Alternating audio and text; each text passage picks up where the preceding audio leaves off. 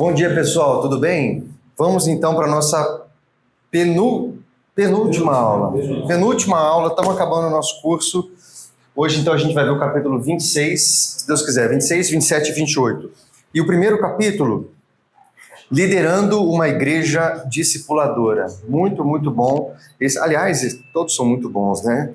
Mas esses últimos aqui são muito desafiadores e a gente vai aprender bastante. Ele começa aqui com um questionamento bem interessante sobre para desenvolver líderes, né, numa igreja discipuladora. E eu gostei bastante dessa frase que ele coloca aqui, né? É preciso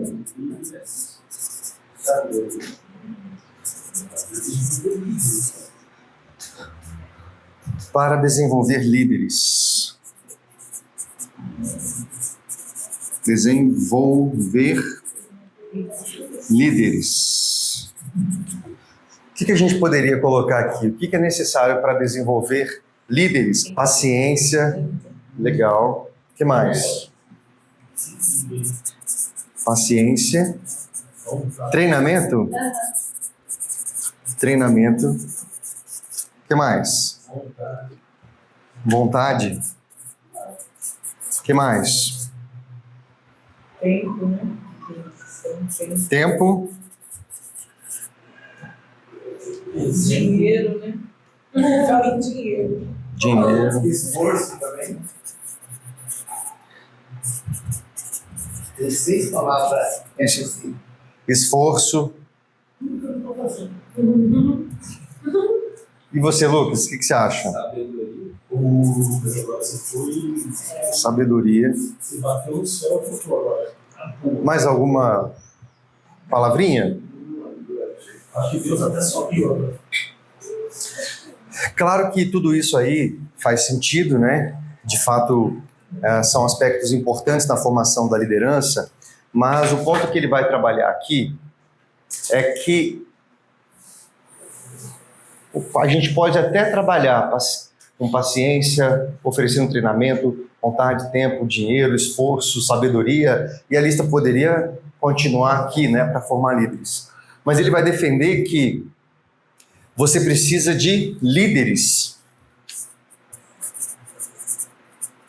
para formar líderes ou para desenvolver líderes. E isso é sensacional, faz todo sentido. Vocês concordam com isso? Sim. É bem interessante esse aspecto, porque muitas vezes a gente tem essa dificuldade de desenvolver líderes e a explicação é exatamente essa, né? A gente tem uma falta desse tipo certo. E sem esse tipo certo, a gente não produz o tipo certo, né, de produto, como ele mesmo coloca aqui no livro. Então, nós precisamos de líderes. Líderes formam líderes. Nós reproduzimos conforme a nossa espécie. Então, se a gente tiver líder, a gente vai formar líder. Se nós não tivermos líderes, por mais boa vontade que a gente tenha, e por mais dinheiro que nós tenhamos, e por mais recurso, ou por mais capacitação que a gente entregue, a gente não forma, a gente não cria sucessores. Então, gente, eu acho que essa é uma das grandes ênfases desse curso nosso, né, pessoal? A gente tem batido muito nesse aspecto. Durante muito tempo, o discipulado ele foi muito relacionado com a questão do caráter, com a formação de caráter. Então, a gente caminha com alguém mais maduro para que a gente possa desenvolver áreas do nosso caráter. E é claro que isso é importante, faz parte do processo. A gente precisa se tornar pessoas melhores, mais parecidas com Cristo, e no processo da vida cristã a gente vai estar sempre melhorando e precisamos avançar nessa direção. No entanto, a gente tem percebido aqui que o discipulado ele vai apontar necessariamente, pessoal, para a reprodução e para a multiplicação. Eu acho que esse é o grande gargalo da igreja, das igrejas e do próprio movimento do discipulado, a falta da intencionalidade na formação de líderes, na formação de aprendizes, de pessoas que vão fazer aquilo que nós fazemos. E a gente só vai reproduzir isso se nós formos essa pessoa, não é? Se as pessoas realmente desejarem nos seguir E aí é um ponto que ele trabalha aqui, né? Que essa liderança é a liderança servidora, né? Piedosa e visionária. Então, esses são os aspectos, né, dessa liderança aqui. Servidora, piedosa e visionária. Nós precisamos formar esses líderes que formam líderes. Então, é uma liderança não só voltada para a gestão, e é outro ponto que ele trabalha aí nesse capítulo, a diferença, né, de gestão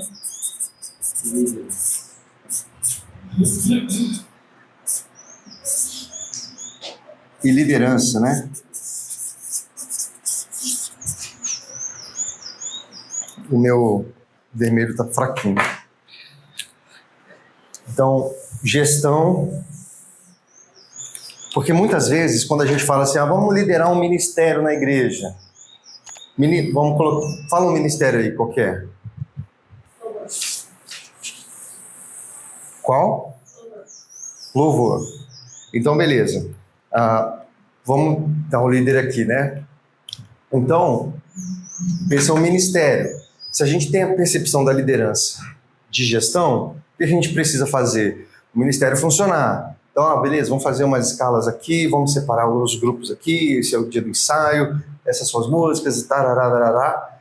Então, na verdade, é uma liderança voltada para gestão e não necessariamente para formação. Então, é uma diferença enorme, né? E muitas vezes, dentro da nossa perspectiva aqui, até, por exemplo, vamos liderar uma célula, por exemplo. Então, o líder de célula, ele, voltado para essa percepção de gestão, ele é o cara que vai fazer a célula acontecer. Beleza, uma vez por semana eu reúno o pessoal, eu já estou acostumado a reunir na minha casa ou de forma online, as pessoas vêm, eu pego um lanche, eu faço um bolo, eu arrumo as cadeiras, eu estudo a lição e ok. Então, esse é um tipo de liderança que não se reproduz, que não tem intencionalidade de formar pessoas. E a gente tem batido nessa tecla aqui, né, pessoal? Nós precisamos levar isso muito a sério. Nós precisamos olhar para trás e visualizar pessoas que estão nos seguindo. Se nós não conseguimos enxergar pessoas nos seguindo, nós não somos líderes de ninguém. A gente não está liderando nada. A gente está sendo um gestor do ministério ou de um grupo, de uma equipe. Nosso chamado é para realmente sermos líderes. A liderança, ela passa essa percepção de mentoria, como nós já vimos aqui, que todo bom líder é um bom mentor, ele vai formar pessoas, ele é intencional. E isso eu gostaria de frisar. Eu já fiz isso, né, nas últimas aulas, eu quero fazer de novo. Isso não é automático, pessoal. Isso não é automático. Se nós não tivermos intencionalidade de formar pessoas, nós vamos fazer tudo sozinho, vamos continuar sozinho.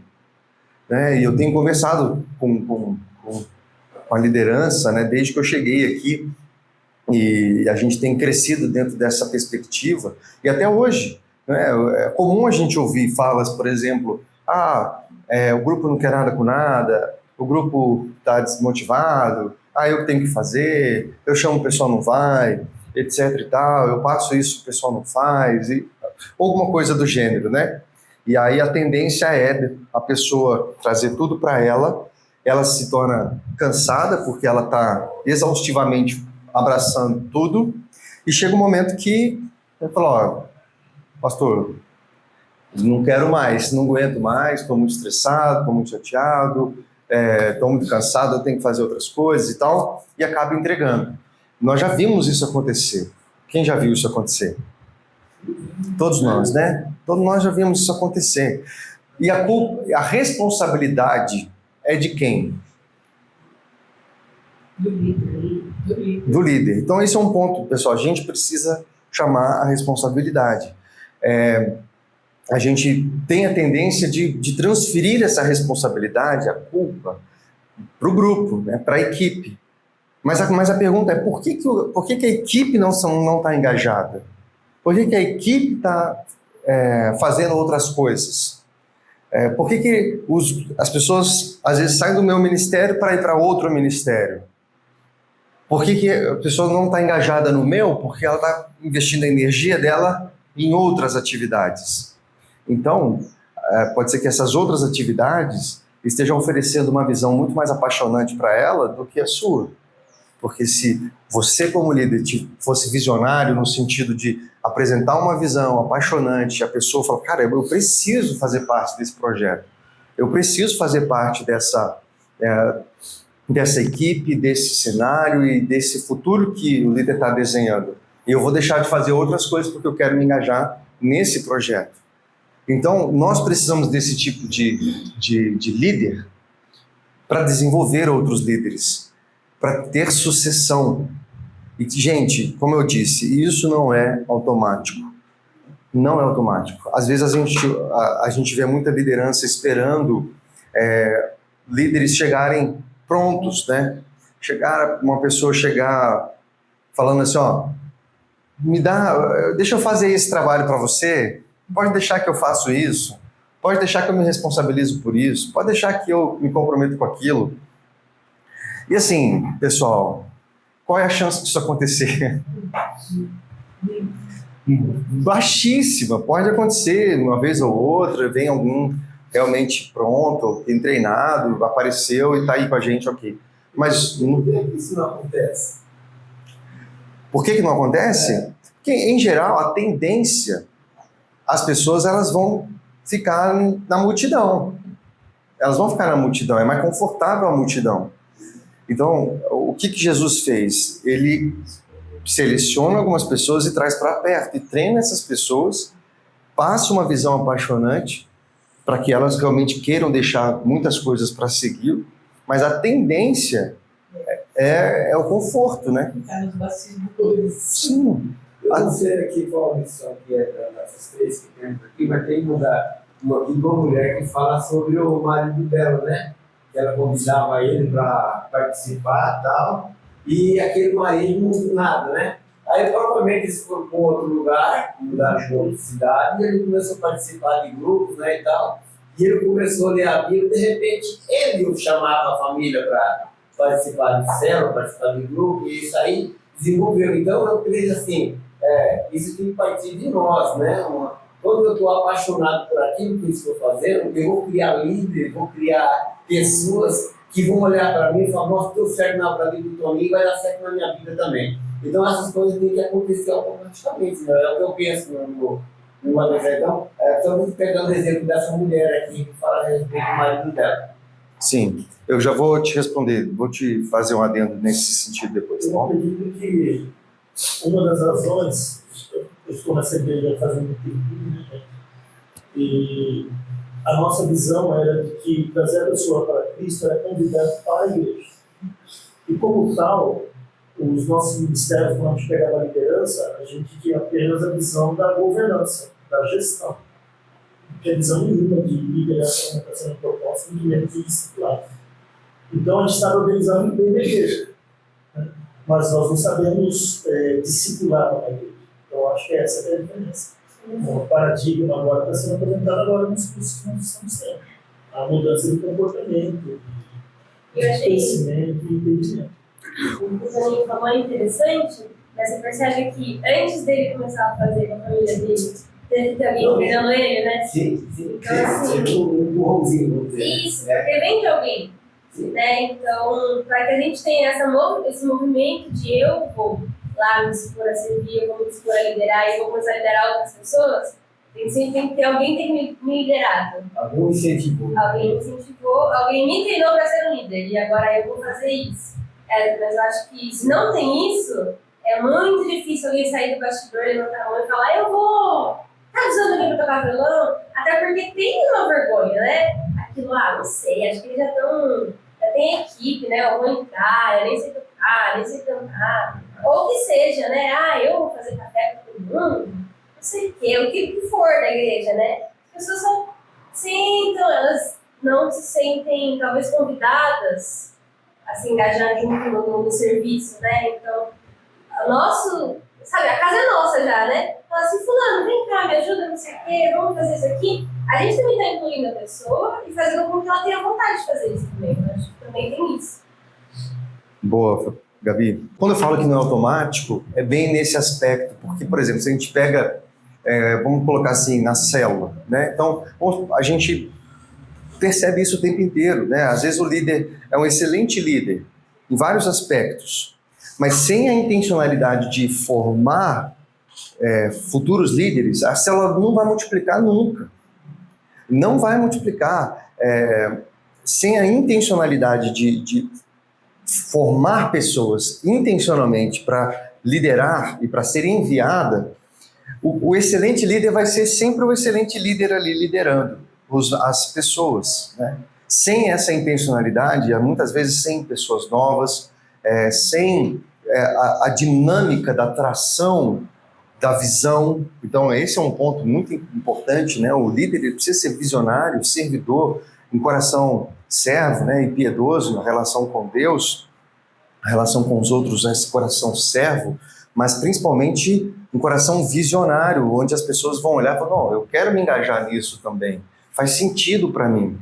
E o líder ele tem que ter essa percepção de formar.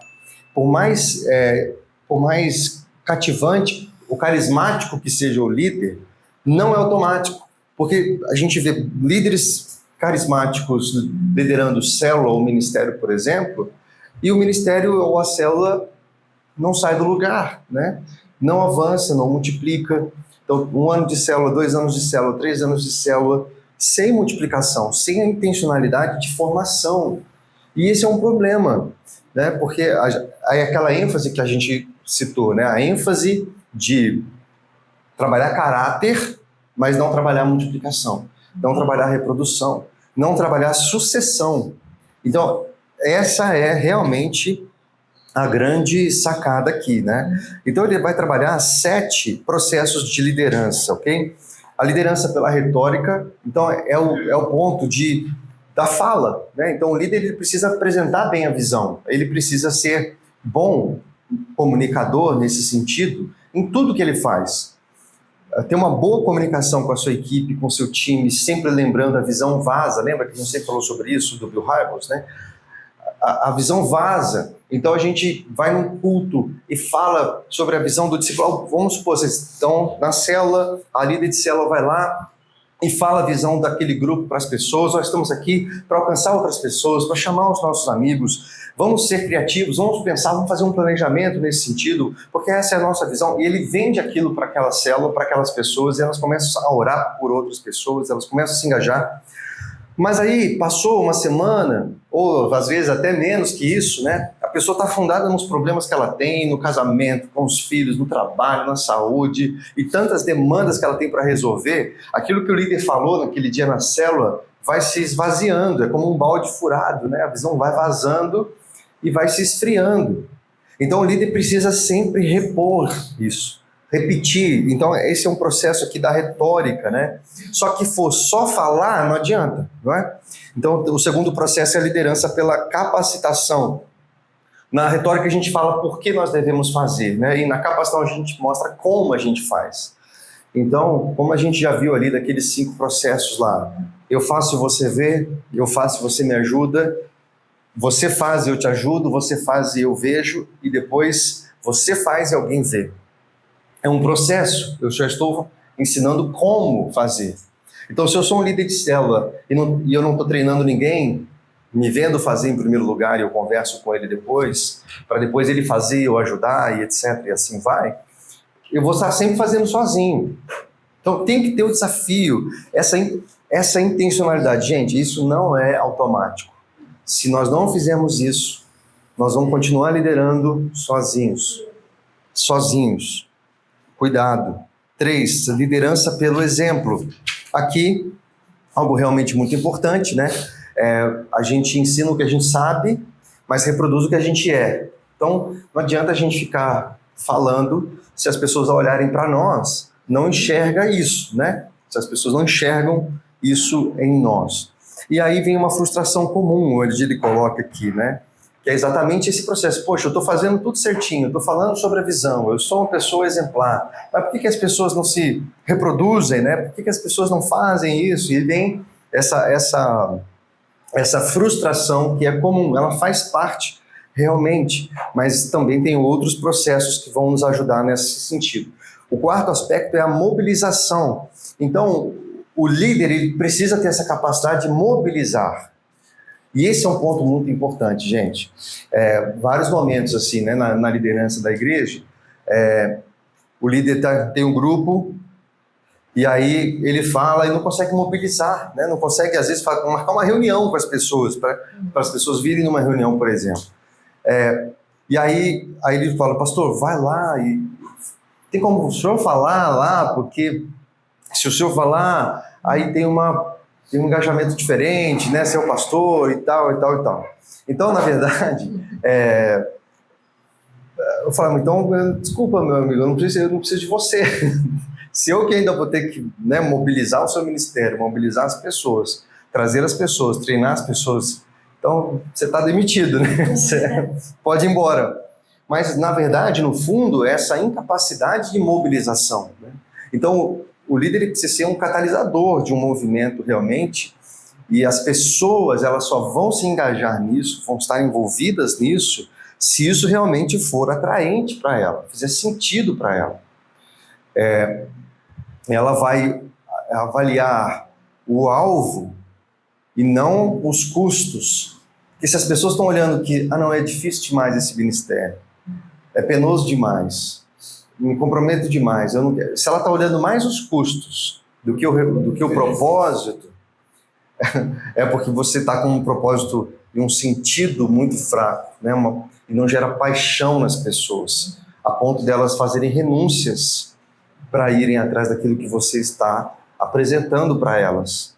Então a gente precisa realmente pedir ao Senhor que nos ajude a mobilizar pessoas. No mundo comercial, né, pastor? A gente pensa assim, que às vezes um curso, alguma coisa, né? O pessoal vem na internet hoje em dia, isso é muito caro. Eu sou um pouco desse meio, estudo bastante sobre isso. Um curso de R$2.000, coisa de R$3.000. E aí quem ensina a vender isso sempre fala, né? Você tem que mostrar muito o que a pessoa vai ganhar com isso, sabe? Muito qual vai ser o resultado que aquilo vai gerar para que aquela pessoa decida investir aquilo lá. Porque é dinheiro, né? É caro. Então, assim, pensando em finanças, tem que convencer que vale a pena eu pagar R$2.000 que eu vou conseguir essa visão, esse alvo com esse projeto aqui. E aí, pensando nesse mundo material, trazendo para o espiritual, é a mesma coisa, né? Então, vai me custar meu tempo, minha energia, isso, aquilo. E se eu só olho para isso, esses R$2.000, eu falo, não vou fazer, não, muito caro, não sei o quê. Mas se você se apaixona pela tua promessa de ganhar vida, pela tua visão, né? Você fala, não importa quanto tá custando, eu vou dar um jeito, parcela, né? Falo com o líder, falo, dou um jeito e sirvo, né? Eu só fiz essa ligação muito assim com a nossa vida lá fora, mas a gente às vezes, eu sou muito assim, visual. Vamos conectar lá fora com aqui dentro para fazer sentido, porque às vezes só falando de visão, de discipulado, não sei o que, às vezes dá aquela sensação de que parece meio aéreo as coisas, assim, tipo, muito perdido, aí você contextualiza para a vida, aí você traz assim, acho que faz sentido pensar nesse plano. O menino Matheus trabalha numa loja de carro, né? E tem vários vendedores. E tem vendedor que vende 7 mil carros por mês. Tem aquele que só vende um, né? Todos são vendedores. Igual eu estava falando. A Beth foi sábado, né? Nós fomos numa loja aí, uma mulher estava convencendo ela a comprar um produto lá. Falei, você consegue vender geladeira no Alasca desse jeito que você fala, né? Então, porque ela é convincente daquilo que ela fala. Está falando, o vendedor tem que fazer parte daquilo que ele está fazendo. E na nossa vida, digamos assim, como parceiro do mercado, né? A gente também tem que ser propósito, né? Buscar fazer isso acontecer. Porque senão, né? E uma coisa de fazer, reproduzindo, né? Fazer, convencer as pessoas que aqui, isso que eu estou vendendo para você em trocadilho, é uma ótima opção para você. É isso que eu estou querendo que você se enquadre nesse sistema. E as duas coisas, né, Toninho? Entender o que é o produto. É o produto. Então, tipo, uma geladeira. Ela é frostinha, ela não sei o que, potência, não sei o que. Daqui a pouco fala assim, imagina você na sua casa, gelando aquele refrigerante, aquele suco com a sua família. Então, querendo ou não, se você não se engaja, você antes, você não vende. Aí você vender, essa aqui é boa, aquela ali é barata, não vende. Você não vai vender a visão assim. Agora você vende uma visão. Fora aquele que fala assim, eu uso é muito boa, aquele que tá usando nada. Totalmente o trator. E aí a gente traz pra vida cristã, né? Eu tô servindo, eu não sei o que, mas é porque... Mas é porque... Não, mudou minha vida, olha o meu testemunho. O que é testemunho? Olha onde eu estou vivo, olha não sei o quê. E aí vende isso, tipo, né? O testemunho é muito isso. A minha família, cara, é igual a sua. Hoje a gente é diferente por quê? Porque isso aconteceu, aquilo, e é isso. Muito bem. Pessoal, então, isso é muito, muito importante, ok? E muito bom, o que vocês falaram faz todo sentido. Obrigado aí por compartilhar. E é isso mesmo, gente. Na vida cristã, nós precisamos, como embaixadores desse reino, não só falar retoricamente a respeito disso, mas viver isso precisa ser contagiante. Então, o ponto é esse. A gente vai falar de descentralização mais para frente, mas esse é um ponto. A gente vai ter batismo, por exemplo, agora, 4 de dezembro. E eu, assim, estou em todos os grupos, gente. Esse é um trabalho de todos nós. Não é o pastor que sai atrás do pessoal, você está cuidando de pessoas, tem gente na sua célula, tem gente chegando na igreja. Quem vai acompanhar essas pessoas? Quem vai trabalhar com elas, ajudar elas a se encaminharem para o processo de batismo, para a sala do Descubra, ou é o pastor ainda que faz, né, todas essas coisas, né, e precisa desesperadamente ir atrás. Então a gente precisa se ligar nesse sentido e perceber que esse é o nosso processo, essa é a nossa missão. E a gente é muito bom em fazer coisas, né? Fazer cultos, fazer reuniões, fazer eventos, congressos, etc. e tal. E tudo isso tem seu valor, é importante. No entanto, se a gente perde a perspectiva da reprodução, ou seja, a gente passa uma vida na igreja e não consegue enxergar pessoas que nós trouxemos, que nós acompanhamos, que nós agora, depois de um ano de trabalho, trago para um batismo no final do ano. O que eu fiz esse ano inteiro na igreja? O que eu fiz, cara? Eu o ano inteiro na célula, um ano inteiro trabalhando no ministério, o ano inteiro servindo, né? Sem faltar, sem tirar férias ou alguma coisa do gênero. E chega na hora de receber, a gente não tem ninguém, a gente não multiplica uma célula. Depois de um ano de trabalho, a gente não consegue ver fruto. A gente continua sempre com as mesmas pessoas, com a mesma dinâmica, o mesmo cenário, seja com os jovens, seja com os juvenis, seja com a minha célula, seja com as mulheres, seja com os homens, seja com o ministério que eu cuido, são os mesmos. Ou às vezes nem os mesmos estão mais, né? A célula começou o ano com 7, agora tem, sei lá, 4, 3... Então, ao invés da gente aumentar e crescer e reproduzir, avançar, a gente está diminuindo. Então, a gente precisa pensar nisso. Concorda, pessoal? Senão a gente tem uma falsa sensação de que está tudo bem. Uma falsa sensação de que está dando certo. E não está dando certo. Se a gente, como igreja, depois de um ano inteiro trabalhando, todo fim de semana, durante a semana, e faz isso, e faz aquilo, e vai em congresso, vai em encontro, não sei o que online, e vai lá, e vai aqui, e chega no final do ano, a gente não consegue ver fruto disso, concreto, não tem batismo, não tem recepção de novos membros, especialmente aqueles que vêm sem estar em igreja nenhuma, né? São recebidos ali por meio do batismo. Nosso trabalho, né?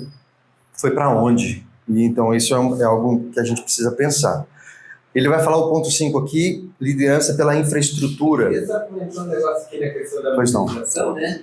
Que fala assim, as igrejas que mudam estão prosperando e se tornando mais eficazes. As igrejas que se recusam a mudar perderão a reforma e então estão morrendo, né?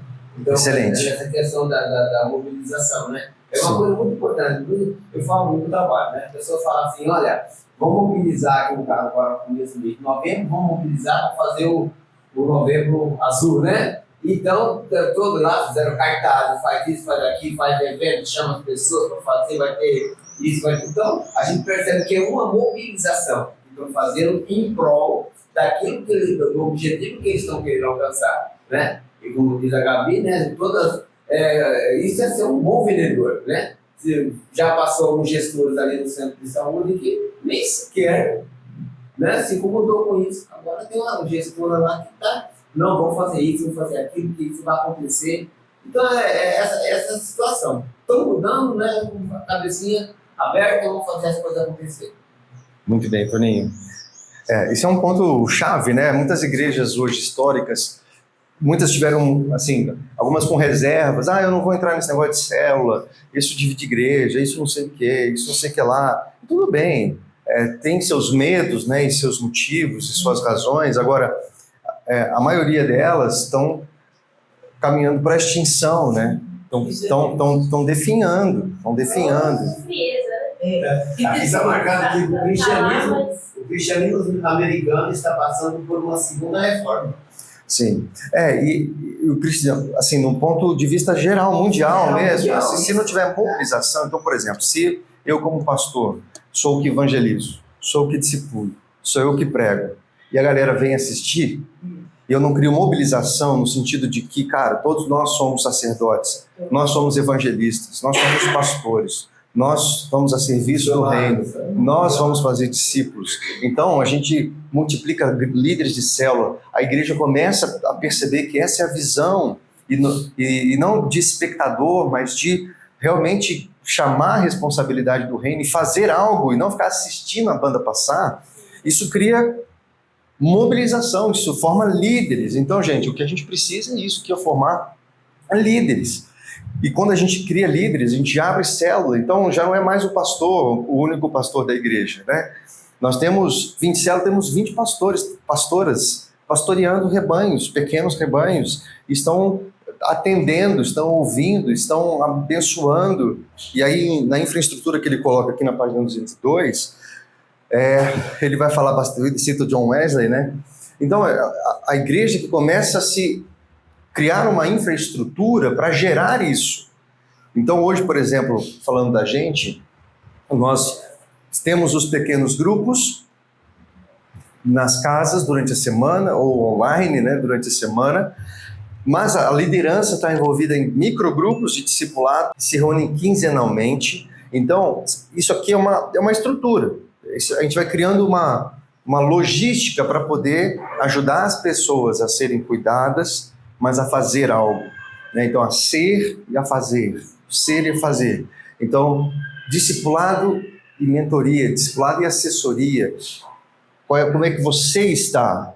Qual é o ponto da vida que você precisa de ajuda? Como é que nós podemos te ajudar nisso? E agora, como você pode reproduzir melhor? Como é que você pode aplicar melhor isso na prática? E não é incomum a gente encontrar na igreja pessoas que dizem: não, o meu trabalho não é ser líder de célula, meu trabalho não é cuidar de pessoas, meu trabalho é cuidar das coisas dentro da igreja. E claro que os dons são diversos, mas no fundo dessa fala, particularmente o que eu sinto, é um escape do trabalho mais difícil, na verdade, que a gente não quer assumir, de cuidar de pessoas, de multiplicar a nossa influência na vida de pessoas. Então é mais fácil para a gente organizar encontros e congressos e reuniões e nos dar falsa percepção de que a gente está correspondendo ao chamado, mas no fundo nós não estamos. E no final das contas é uma vida cristã vazia, infrutífera, sem fruto nesse aspecto, né? Então lembra que a gente falou, acho que 2 aulas atrás, né? Dessas percepções de fruto. Então, ok, fruto do espírito, caráter transformado, mas fruto de reprodução. Se você é um bom fruto e tem semente, você gera outros frutos. Você precisa gerar e reproduzir pessoas melhores que você, formar heróis. Então, essa tem que ser uma ênfase do nosso ministério, pessoal. E a gente precisa criar meios para isso. Não dá para fugir disso, porque foi isso que Jesus nos mandou fazer. E a gente precisa pensar nesse sentido. se a gente cria uma cultura, e aí não é mais uma igreja discipuladora, né? É uma igreja de programas, onde as pessoas acham que isso não é para elas. E se ela acha que isso não é para ela, alguma coisa disse isso para ela, a cultura disse isso para ela. Não, você não precisa liderar uma célula, você não precisa liderar um grupo. Não, isso aí quem faz é o pastor. Quem faz são pessoas chamadas, né, com um ministério especial para isso, são pessoas especiais chamadas para influenciar outras. Não, você não. Você pode fazer parte de um ministério multimídia, vai lá, aperta os botões lá na mesa de som e tá tudo bem. E é claro que, cara, a gente precisa de gente para mesa de som, isso é importante. Agora, se eu entendo que a mesa de som é o fim do meu chamado, do meu ministério, tem um problema gritante aí na minha interpretação bíblica, né? Mas vamos avançar. O outro ponto aí é encorajamento. Então, o líder é, acima de tudo, o encorajador. Ele tem a equipe, as pessoas que ele está formando e ele está encorajando. Eu vejo muito isso.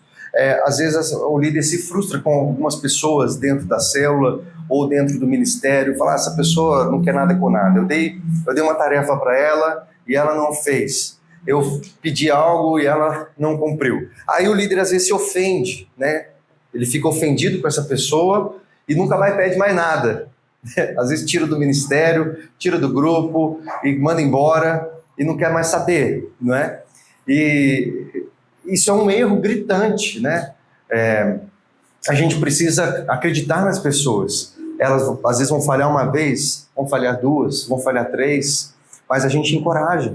A gente precisa dar outras chances. E realmente o líder encontrar um lugar de esperança mesmo, né? E enxergar aquilo que Deus pode fazer na vida da pessoa. Às vezes a pessoa nem ela está enxergando, mas o líder enxerga a obra que Deus pode fazer, a influência que essa pessoa pode ter e aonde essa pessoa pode chegar.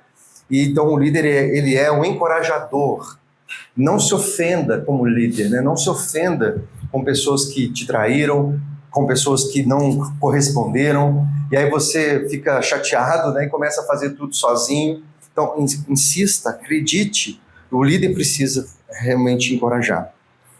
O verdadeiro encorajamento é o fortalecimento da coragem, não baseado em quão bons ou grandiosos nós somos, mas quão bom e grandioso Deus é. Então, isso é bem importante, né? Liderança pelo empoderamento. Aqui é um ponto extremamente importante também, é onde você deixa as pessoas fazerem.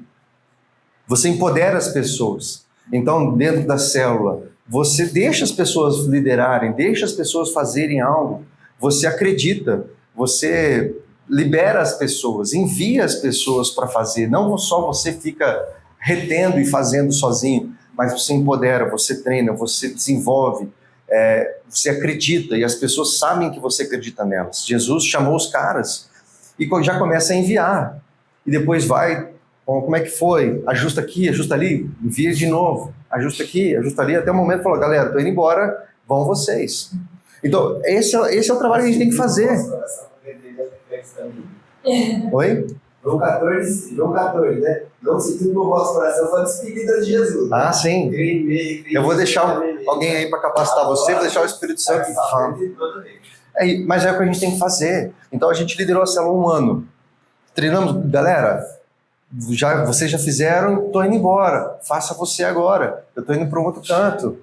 E agora liderem vocês. Se nós não somos intencionais na formação de líder, a gente vai liderar sozinho para sempre. Vou falar isso para a câmera. Se nós não liderarmos intencionalmente, formarmos líderes e enviarmos, a gente vai fazer sozinho e vai ficar cansado, sobrecarregado, frustrado, bravo com todo mundo. E isso é um problema, pessoal. Então não é automático, não é por melhor que você seja, não será automático. A gente precisa ser intencional. Você viu essa frase, né? E se você disser que está liderando, se virar e não encontrar ninguém seguindo, você não está dando mais nada do que um passeio. Você viu que forte? Você está passeando. É isso, gente. Você está me seguindo, ninguém. Eu estou passeando. Talvez até falando sozinho. Exatamente. Então, é isso aqui, né, gente? Às vezes a gente está voltado para a gestão, a gente quer que as coisas funcionem, mas a gente não está liderando, a gente não está formando heróis, né? Nós estamos sendo o herói sozinho e a gente não está formando ninguém. Então, pessoal, vamos para o capítulo 27. O capítulo 27, ele vai trabalhar 5 alicerces básicos, então, desse processo de liderança. E é bem interessante, né? Ele tem esse quadro aí, estabeleça fundamentos bíblicos. Esse é o primeiro aspecto. Então, para estabelecer uma igreja discipuladora, ok? Os 5 princípios são esses. O primeiro, estabeleça fundamentos bíblicos. Explique para a igreja que discipulado é algo que a Bíblia fala, é bíblico, é o que Jesus fez e é o que Jesus ensinou. Defenda a visão do discipulado, é o segundo aspecto. Lance um protótipo. Então, aquilo que nós falamos aqui de uma estrutura básica, né? Então, pequenos grupos, microgrupos, quais são os critérios de um microgrupo, prestação de contas, centralidade da palavra, responsabilidade mútua, então acompanhamento, prestação de contas. Então isso é bastante importante, ter um protótipo, saber como fazer, e não só ficar falando sobre isso, né? Sobre, precisamos discipular, alguma coisa do gênero, mas é assim que nós fazemos, isso é possível, está acontecendo dessa forma. Aí ele fala de um currículo aqui, né? Mas a gente não vai entrar nesse aspecto, a gente já teve uma aula falando sobre currículo. Concretize os meios, então é exatamente esse aspecto que a gente falou, de ajudar a igreja a entender esse caminho, né? Então a gente tem aqui na igreja o conectar, crescer e o compartilhar. Como é que o nosso conectar tem que estar envolvido o quê? Os nossos cultos, as nossas células, consolidação, onde as pessoas se conectam com Deus, conectam umas com as outras. O processo de crescimento se dá na própria escola bíblica, por exemplo, onde nós temos várias fases, né, de crescimento. Então, é um processo de formação onde a pessoa começa a crescer. Compartilhar é o envio. O que a pessoa vai fazer agora? Precisa fazer algo, tem dons, tem talentos. Agora ela precisa desenvolver. Então, esses são os meios. E estabeleça a infraestrutura. Então, é um pouco disso que nós já falamos aqui, para a igreja discipuladora não ser só uma fantasia dentro da igreja, né? Uma pauta, um tema, mas seja algo que as pessoas conseguem enxergar. E um ponto bem interessante desse aspecto aqui é o que a gente já tem feito, graças a Deus, com os pequenos grupos e os microgrupos, que abrangem não só a liderança de célula, mas liderança ministerial também. Isso tem trazido uma nova cultura, isso está sendo bem legal. E o capítulo 28, pessoal, 28, fala das 5 estratégias transformacionais nesse processo também de uma igreja discipuladora. Uma pena que a gente não vai poder trabalhar com tantos detalhes, né, nesse sentido aí, mas a ênfase é essa que a gente está falando, ok? Esse primeiro aspecto do muda-me, muda-me através de fins de semana inovadores. Então, seria um encontro com Deus, por exemplo, né? Uma estratégia que começa ali no encontro transformacional de impacto na vida da pessoa, e a partir dali a gente começa a trazer um treinamento para ela. A gente chamava de escola de líderes, mas hoje a gente tem a escola dominical voltada para isso. Use-me através de avivamento pessoal, encontros divinos e obediência ativa. Então, esses 3 aspectos aí, onde a pessoa começa a ser tratada ali com os fundamentos da fé, caráter cristão, etc. e tal. O ponto 3 é o treine-me, através de um treinamento de discipulado intencional. ênfase na vida interior, currículo básico do discipulado, disciplinas pessoais, né, da vida espiritual da pessoa, onde a gente começa a ajudar essa pessoa a prestar conta, a se envolver num processo de crescimento, né, da relação dela com Deus. É interessante que ele coloca no ponto 4 aqui, da capacitação por meio da oração, a forma como a igreja acredita nisso, se reúne para orar, e isso traz capacitação. E aí, o último aspecto aí do multiplique-me, através da infraestrutura de pequenos grupos. Ele fala da importância das células, né? Quanto que as células, os pequenos grupos, ajudam a igreja a se tornar discipuladora, porque ela descentraliza, não é só o pastor no fim de semana, a igreja se reúne, forma pessoas. Então esse é um ponto muito importante, pessoal. A gente chega num ponto em que as células não multiplicam, por exemplo, né? Tem frequentadores frequentes e ativos, regulares, mas que não tomam iniciativa, e muitas vezes por falta de ênfase da liderança. Ou a gente tem vergonha, né, de falar com as pessoas, acha que as pessoas não vão querer, ou elas disseram não uma vez e a gente já desistiu. E quantas células nós já vimos isso acontecer, né? Por falta de reprodução, de multiplicação, de formação, a pessoa depois de 1 ano, 2 anos, 3 anos, ela se cansa e ela vai, poxa, não aguento mais, né? Pastor, chama outra pessoa, fecha a célula, né? O cúmulo é quando a pessoa procura um pastor e fala assim, pastor, eu vou ter que fechar minha célula, você arruma um líder para botar lá no lugar? Eu falo, Senhor, me desculpa, eu falhei. Eu falhei porque essa pessoa não entendeu nada, né? Ela ficou, sei lá, 3 anos e agora eu que tenho que arrumar um líder para ela substituir, né? Ou seja, ela liderou uma célula, ela geriu uma célula durante, sei lá, 2 anos, 3 anos e não formou ninguém, não liderou, porque a gente precisa de líder para formar líder, né? Para desenvolver líder. Se a pessoa realmente não for esse tipo certo, ela não vai formar e ela vai sempre ser a heroína, né?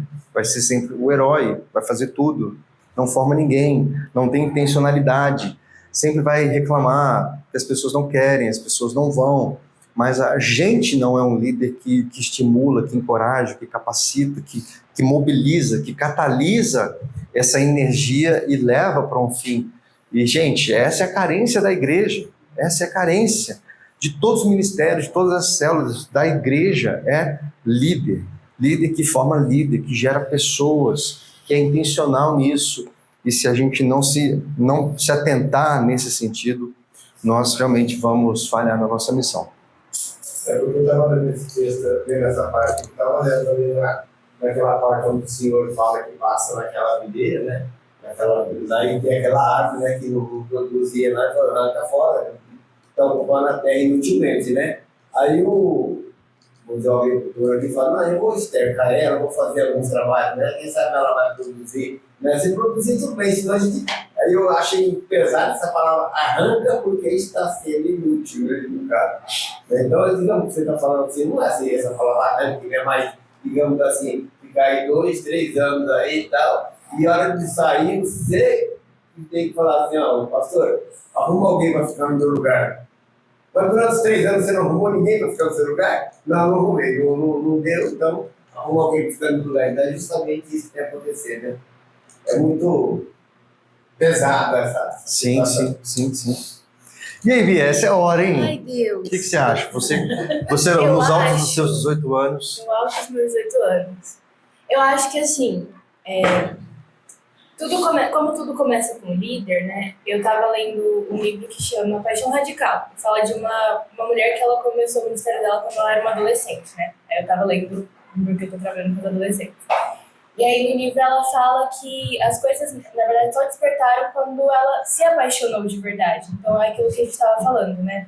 De vender a visão, de mostrar para as pessoas aquilo que elas vão conseguir com todo esse processo. Só que ao mesmo tempo isso só vai acontecer se a gente está apaixonado, né? Porque lá fora você pode vender um produto sem usar ele. A gente tenta e aí a gente acaba conseguindo, mas na vida espiritual, a gente só vai conseguir mostrar para uma pessoa que vale a pena de verdade se a gente é apaixonado por isso. Então, acho que começa com a paixão do líder. Então, se o líder está realmente apaixonado, para ele faz sentido. Então, mesmo que dê trabalho, mesmo que seja um trabalho difícil, muitas vezes, você está tão apaixonado por aquilo, começou em você, que você vai em frente, continua fazendo e assim a gente motiva outras pessoas e torna outras pessoas apaixonadas por isso também. Top. Que isso. Show de bola. Pensei a aula inteira. E foi ótimo. Maravilhoso. Muito bom mesmo. A pressão, né? Agora é a Beth. Pessoal, então é isso. Quer falar, Beth? Depois. Depois que desligar as câmeras? Tá. Vou botar escondidinho aqui, ó.